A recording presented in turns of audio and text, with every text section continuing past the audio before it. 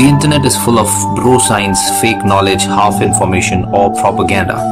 Your quest of reliable, authentic health information ends here. So subscribe this channel and hit the bell icon and you never have to go anywhere else ever again.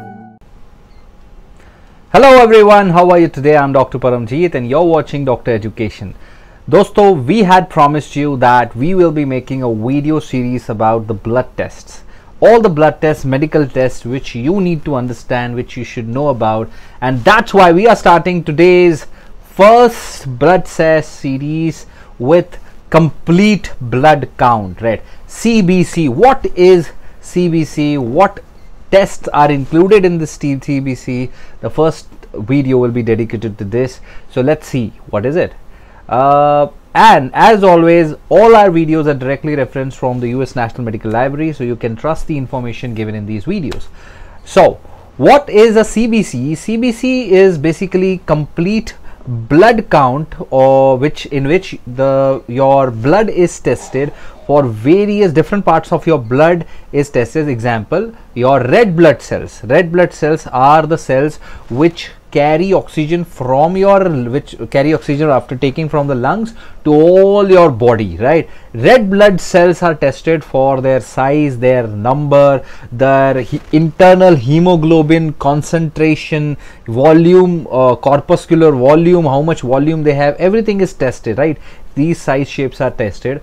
Then white blood cells are tested. White blood cells are the fighting cells which fight infections, right? There are 5 major types of white blood cells in your body, and CBC basically measures the total number of white blood cells and the individual number of all these 5 different types of white blood cells. And in this CBC, complete blood count code, differential count is this, the ingredient, the different numbers of those 5 ingredients or 5 individual white blood cells, each type of white blood cells, right?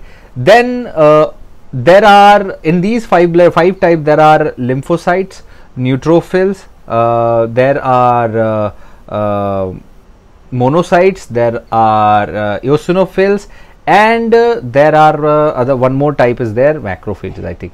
So that's one thing.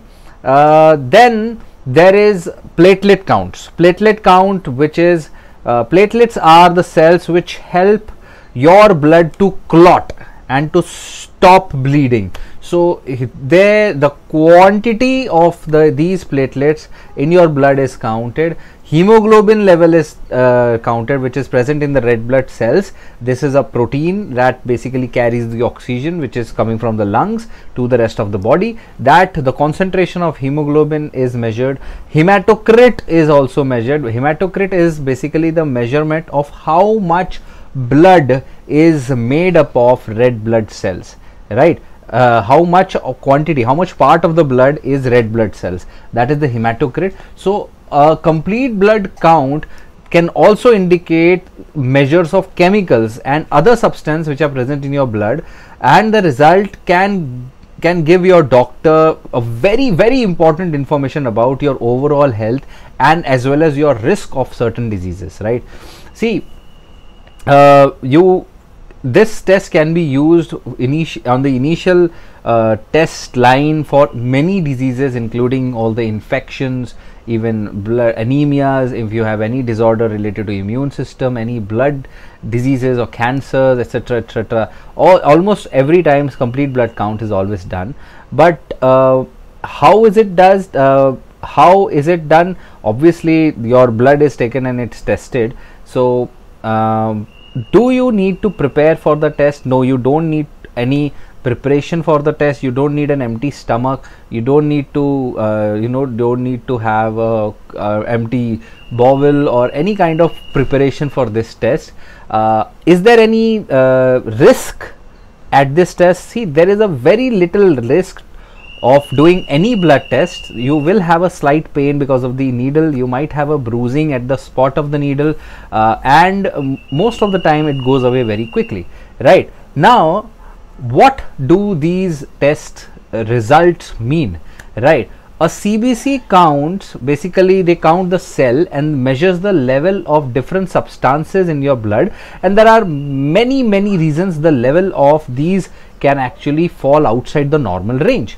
For example, if there is an abnormal red blood cell count, or there is an abnormal hemoglobin or even the hematocrit levels, it can indicate anemia, it can indicate iron deficiency or even heart disease in these circumstances, right? White blood cells counts, if they are less, then that can indicate an autoimmune disease, a bone marrow problem, or even cancer, right? And a very high white blood cell count can indicate infection or a reaction to something, some medicine or some kind of allergic reaction to something, right?